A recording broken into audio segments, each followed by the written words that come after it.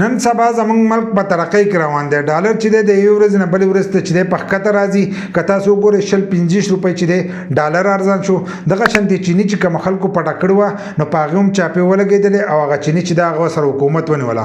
خو د دې عوامو ته چې دی هېڅ څه فایده هم نه رسي. لکه ملک په ترقۍ کې دی خو غریب عوام ته چې دی د هغې څه فایده نه رسي. چیني چې دا او په 4.5 روپۍ میلاوېدله اوس دې هغه چیني ونیوله نو په 8,000 روپۍ چې دی هغه کروړه میلاوېږي.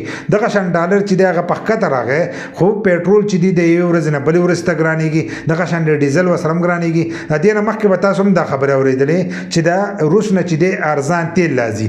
هغه ارزان تیل هم د روس نه راغلل 3-4 جهازه راغلل. خو کله چې هغه تیل شروع شي د یوې ورځې نه بلې ورځې ته چې دی تیل ګرانېږي او په ټي وي کې به دا چلېدل چې خوشخبري د روس نه چې دی تیل راغلل. د هغې به یې خوشخبري ورکوله خو د هغې چې دی عوامو ته هېڅ څه فایده ور ونه رسېده.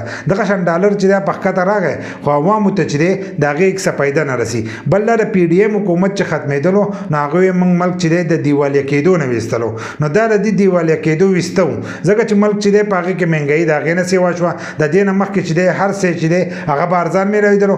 دي یو په 3 باندې چې دی دا شیونه ګران کړل. دا د څه د وجې نه دي ګرانۍ؟ د دې د وجې نه ګرانۍ چې عوام د خپل حق تپوس نه کوي. لکه هغه ارزان پېټرول لاړل موږ د هغې تپوس ونه کړل چې دا چېرته لاړل. اوس دا ډالر چې دی دا ارزان شو موږ بیا تپوس نه کوو چې د پېټرول او د ډیزل چې دي دا ولې ګرانېږي. موږ په دې کې لګیو چې عمران خان به راځي، څوک وایي چې زرداري به راځي او څوک وایي چې نواز شریف به راځي او څوک وایي چې مولا به راځي.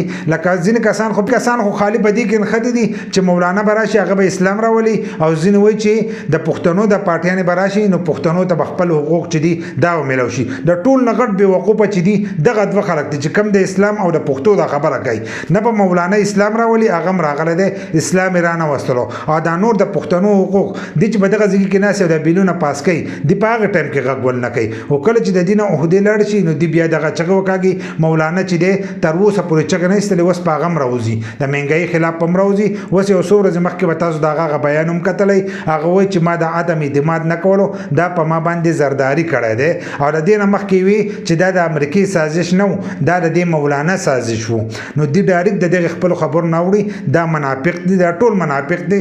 ستاسو سره منافقت کوي. دې سیاست چې دي خالي د عوامو سره کوي او عوام چې دي هغه دوکه کوي او هغو ته هېڅ سهولت نه ورکوي. که ته دې تپوس وکړې چې دا مهنګایي ولې راغله تاسو خو د مهنګایي خلاف راغلی وئ نو نه موږ دا یهودو کم ایجنټ چې دی د هغه حکومت ختمولو. نو د دې سره په یوه خبره باندې هم نه لګي. خو کله چې عوام راوځي او هغه خپل حق تپوس وکړي نو هلو به دغه ملک چې دی دا برابرېږي. که دغه شانتې تاسو لګیئ نواز شریف او عمران خان او زرداري او دا راشي او ملک به برابر کړي نو دې چېرته هم دا ملک چې دی دا نشي برابرولی. که تاسو وګورئ دا ستاسو د سترګو د مخې دی ځکه چې دا عمران خان د نواز شریف له لیبرل پارټۍ حکومت و نو هغه وایي چې د روس نه ارزان تیل راځي. هغه ارزان تیل چې دي هغه عوام ته میلاو نه شو.